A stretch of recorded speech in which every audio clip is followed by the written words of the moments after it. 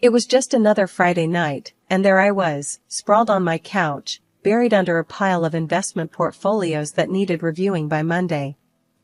My phone buzzed insistently on the coffee table, breaking my concentration for the umpteenth time that evening.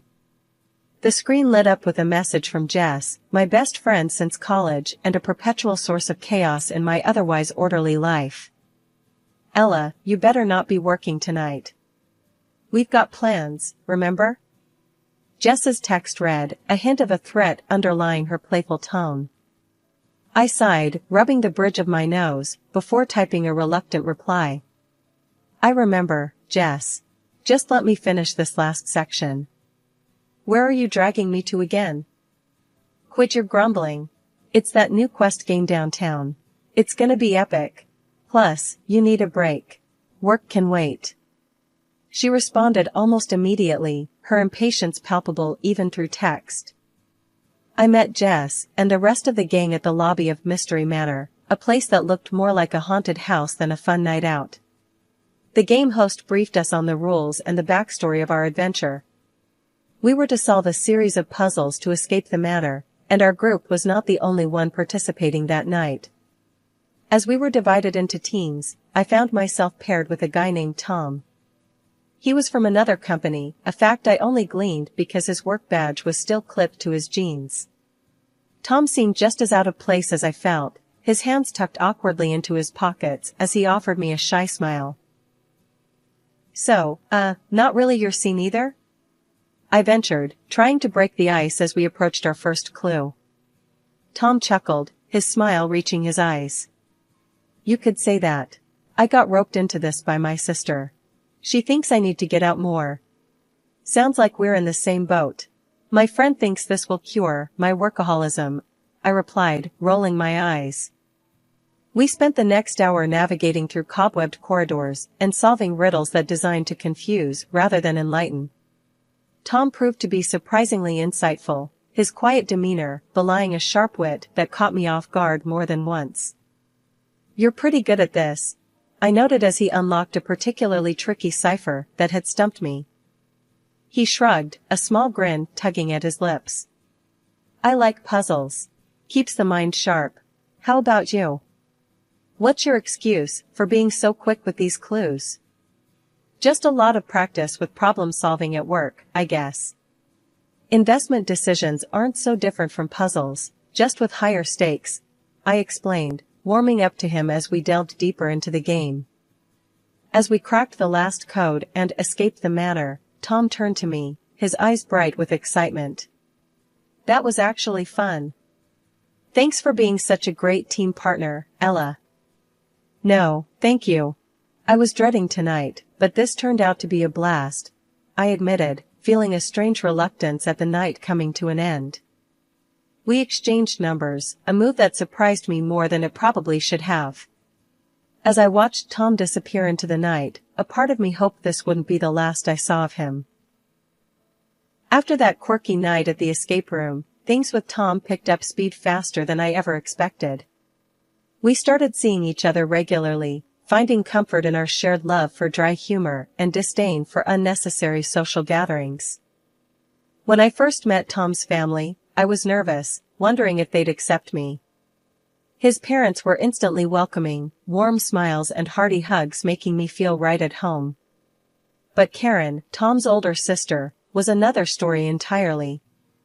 Right from the start, she sized me up with a look that could chill a glass of beer. "So you're the one Tom's been all crazy about," she said with a sneer, her tone dripping with something less than enthusiasm. Life after marriage felt like stepping onto a fast-moving train. Just a few months in, and we were already on to our next big adventure, pregnancy. I'd be lying if I said I wasn't scared. Holding down a demanding job while growing a human inside me? Yeah, it sounded like a plot for disaster. But Tom was a rock, always there with his unshakable calm. "Hey, you're going to be an amazing mom," Tom reassured me one evening as we sat on our couch, my feet in his lap after a particularly rough day. "And don't worry about work. We'll figure it out together." "Yeah, I know, but you've seen me with plants, Tom. They barely survive a week. I quipped, trying to mask my anxiety with humor. The pregnancy wasn't kind to me. Every morning was a battle against nausea. I remember one meeting where I had to excuse myself every half hour, rushing to the restroom while my colleagues waited patiently. The day of the delivery was a blur of pain and panic. I clung to Tom's hand, the only anchor I had as the waves of contractions tried to pull me under. The doctors buzzed around, their faces tense as they monitored the situation. It wasn't going well. "Mrs. Carter, we need to do an emergency C-section. It's the best chance for your baby," the lead doctor finally said, looking me straight in the eye as if willing me to understand the gravity of the situation. I barely nodded, my body racked with another painful contraction, as they wheeled me into the operating room. The last thing I remember was Tom's voice, soft and steady, telling me he loved me. When I woke up, the room was silent. The kind of silence that suffocates. Tom was there, his face pale and strained. He took my hand, tears brimming in his eyes, but not falling. "Ella, I'm so sorry. We lost him." The world stopped. No, that's not quite right. It shattered, a million pieces of me scattering to the wind. Our baby boy, the little life we had dreamed of and prepared for, gone before he even had a chance to cry, to see the world, to know how much he was loved. The doctors were kind but firm. "You won't be able to conceive again," they told us after a battery of tests. It was clinical, the finality of it, but nothing about that moment felt clinical to me. It felt like another loss, a future stolen from us. Tom and I went home, to a house filled with unopened baby gifts and a nursery that would remain empty. 5 years have passed since then. Tom's mom had passed away last year, and the old man was getting more and more withdrawn, spending days by himself in that big, echoing house. Tom and I had a long talk over some seriously strong coffee one Saturday morning. "We can't just leave him like this, Ella. It's not right," Tom said, running his hands through his hair, looking all worn and worried. I nodded, taking a sip of my coffee, feeling it bitter and hot down my throat. "I know, babe. It makes sense. Let's move in for a while, help him out. It'll be good, being together." Tom gave me this grateful look, like I'd just lifted 100 pounds off his shoulders. So, we packed up our stuff, not much, and by the following weekend, we were setting up in his dad's guest rooms. The first evening we moved in, the air was cool and the house smelled like lavender and old books. We were just about to have dinner, the three of us, when there was a loud banging on the door. It was Karen, of course, coming in with her usual flair for drama, her 2 kids trailing behind her like lost puppies. "What's this all about then? Moving in on Dad, now that Mom's gone?"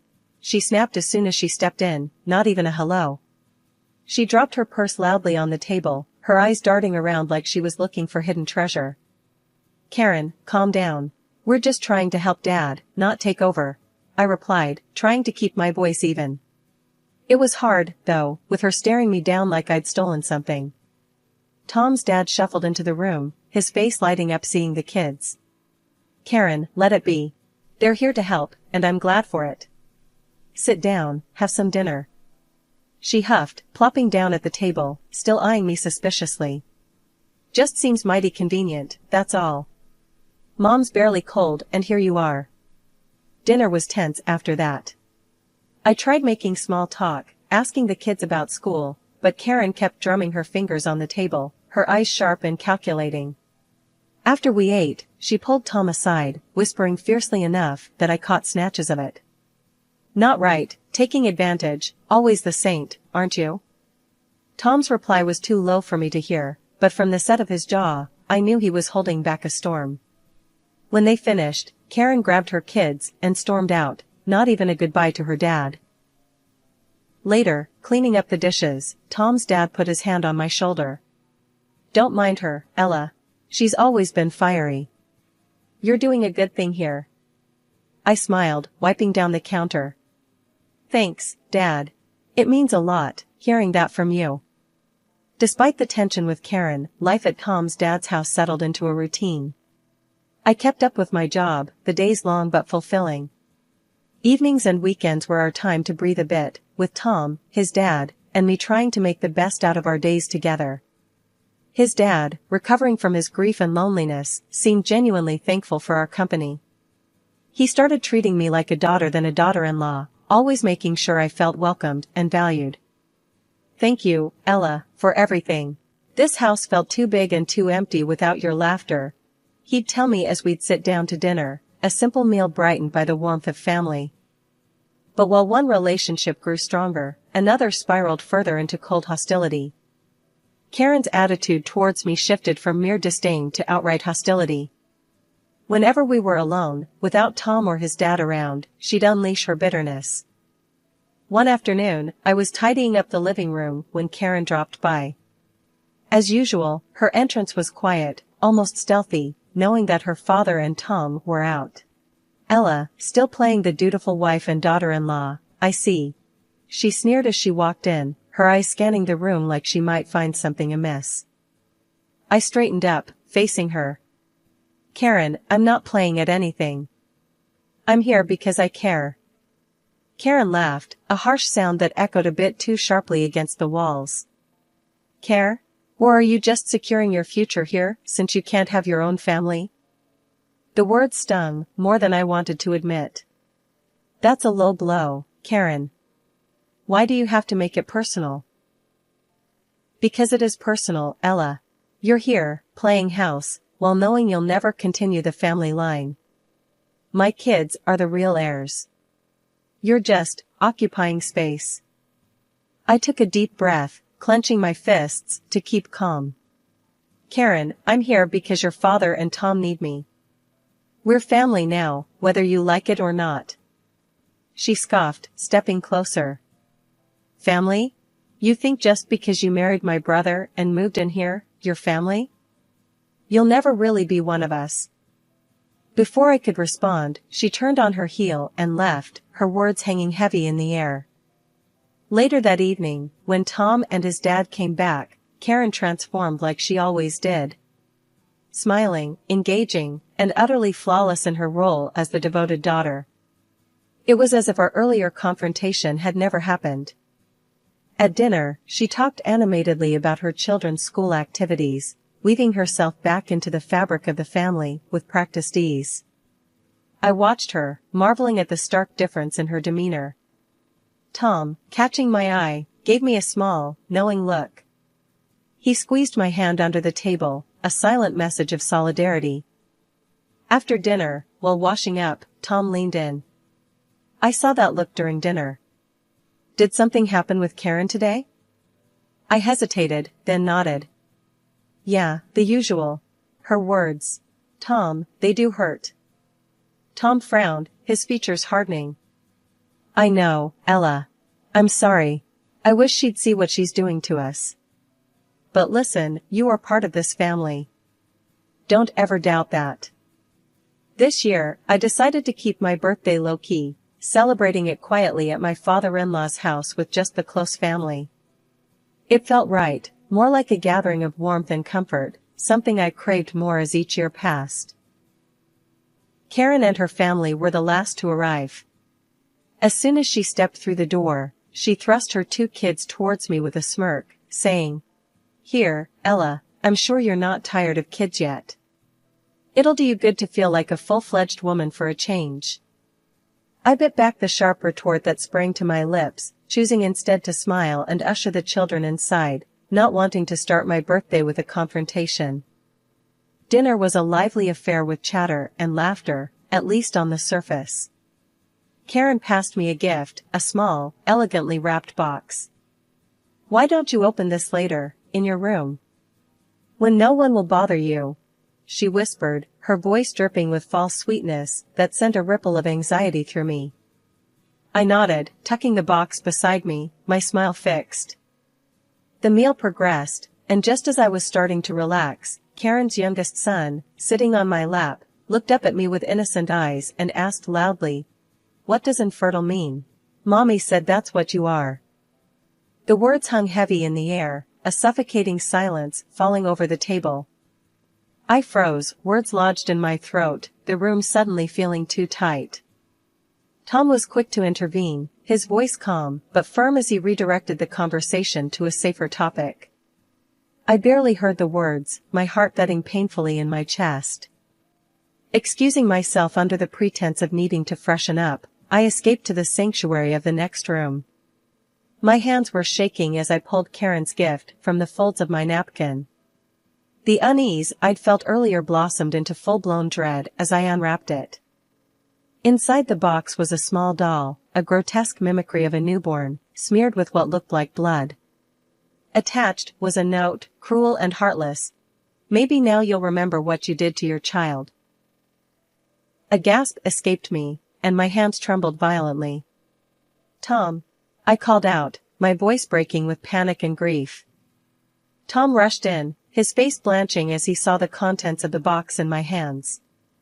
Without a word, he enveloped me in his arms, taking the doll and the note from my shaking hands, his own expression one of horror and fury. I'm so sorry, Ella. I'm so sorry, he murmured, his voice thick with emotion. This is unforgivable. As I clung to him, the walls I had built to hold back my grief crumbled. This was supposed to be a simple birthday celebration, a day of joy, and it had turned into a reminder of the deepest pain I carried. Tom, pale with fury, clutched the small doll and the cruel note his sister had given me. Without a word, he stormed into the living room, where everyone was still gathered, chatting idly. Look at this. Look at what Karen thought was an appropriate birthday gift for my wife. Tom's voice boomed, shaking with anger as he thrust the doll and the note into the center of the room. The chatter ceased instantly, everyone's eyes widening in shock as they processed the gruesome symbol and the hateful words. This is beyond sick, Karen, Tom yelled, turning to face his sister, who stood frozen, her face a mask of feigned confusion and defiance. Tom, Karen started, but Tom cut her off. No. I don't want to hear your excuses. How could you be so heartless? You're my sister, but I can't even look at you right now. You're not part of this family if this is how you treat people. You're done here, he shouted, his words slicing through the tense air. Dad, who had been silent, his face a growing shade of red from anger, finally spoke up, his voice thundering. Karen, get out of my house. I don't want to know you anymore. To think I raised someone capable of this. Karen, still clutching at some shred of pride, scoffed and headed towards the door. Once outside, she turned back, a sneer distorting her face. Fine. But when he's gone, who do you think will inherit all this?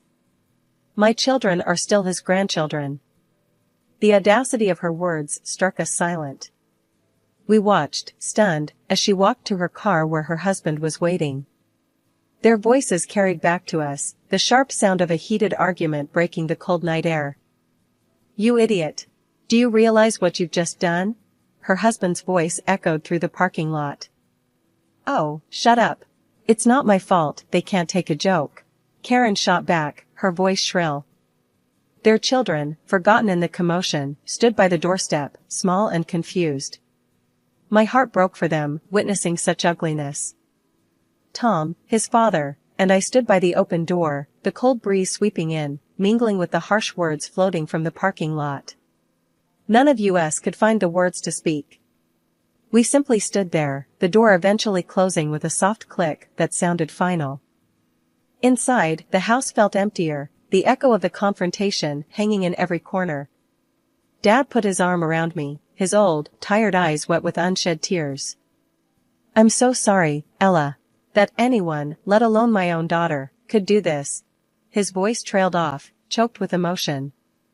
Tom stood by, his jaw clenched, his usual warmth replaced by a cold fury.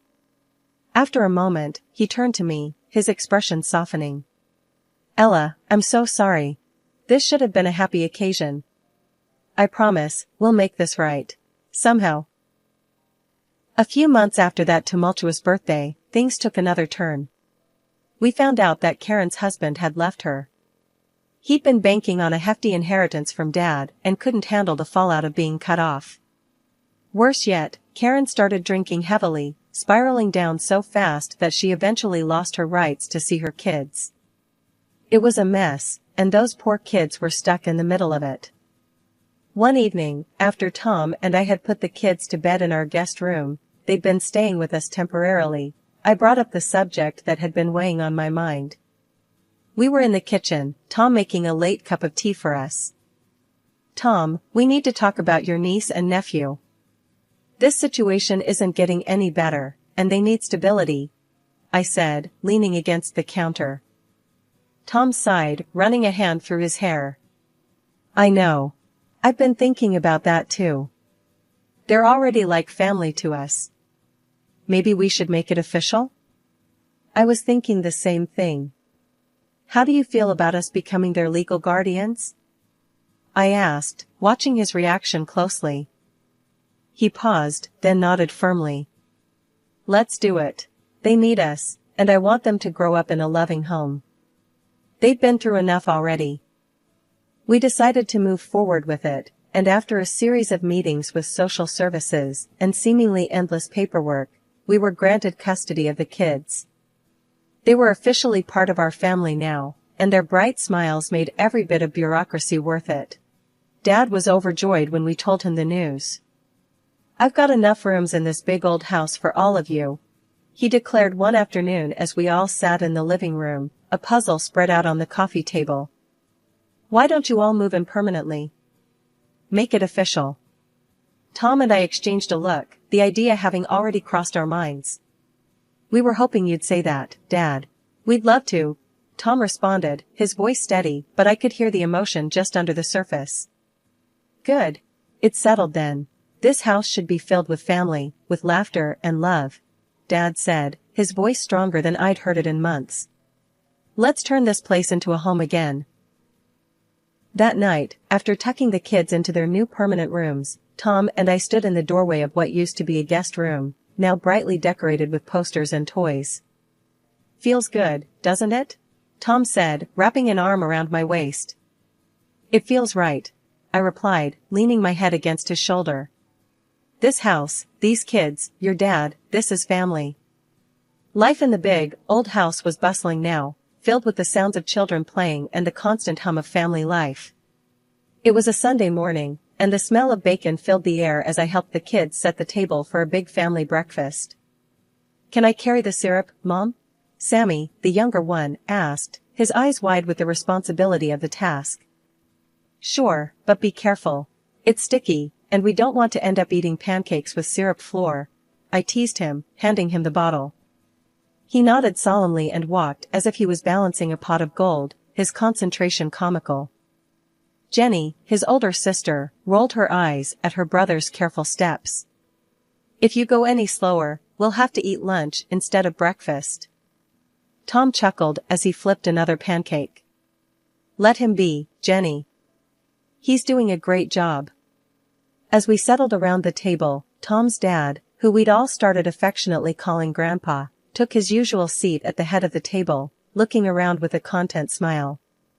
"I can't remember the last time this table was this full." "It's because of Ella," Tom said, reaching over to squeeze my hand. "She's the one who's made this house a home again." I felt my cheeks warm with the compliment. "It's all of us, not just me. We're a team, right?" I said, looking around the table at the faces I'd come to love more than I could have imagined. "That's right," Grandpa said, nodding. "But you, my dear, you brought us back together when things were pretty tough. You've got a way of doing that." Later that day, while the kids were playing in the yard, Grandpa called us into the living room. He had a serious look about him, one we'd come to recognize as his announcement face. "I've been thinking," he started, "about this house and everything in it. I've decided to put it in trust for the kids. For their future." Tom and I exchanged surprised glances. "Dad, are you sure? That's a big decision," Tom said. "I've never been sure about anything. This house should stay in the family, and who better to keep it alive than those kids?" Grandpa said, his voice firm. "And Ella," he added, looking at me with a soft smile. I want you to manage it until they're old enough. You've made it a home once, and I trust you'll keep it that way." I was touched, overwhelmed by his trust and generosity. "Thank you, I'd be honored," I managed to say, feeling a mix of pride and responsibility settle over me. As the day wound down, and I watched the kids chase each other around the garden, the laughter filling the air, I felt a deep sense of peace. Tom came up behind me, wrapping his arms around my waist. "Looks like we did all right, huh?" "We did more than all right," I replied, leaning back into his embrace. "We made a family." And as the sun set over our home, I knew that no matter what the future held, we had built something enduring here, something that would last, carried forward not just by blood but by the love we shared.